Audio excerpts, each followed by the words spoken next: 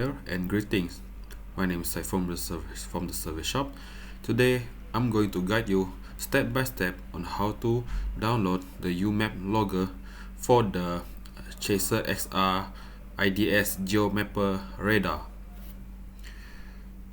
For the starters, you have to understand that this is the exe file that you've been created. This will be given to you shortly in any kind of form of communication. But before started to installing all of that, first you need to install this particular setting, which is the Microsoft Visual C++ 2013 Redistributable x86. Both this type. You can download it through via the Microsoft official web page from here.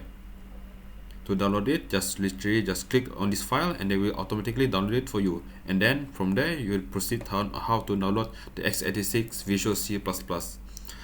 And once you're done that, you can start installing this into your PC by double clicking it.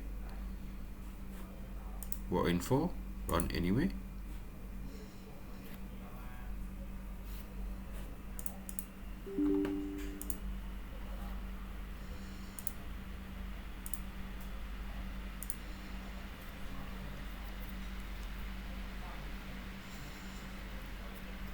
Over here we have run uMapper, then press finish. To start, uMapper should be turned on shortly, and that's how it looks like for uMapper.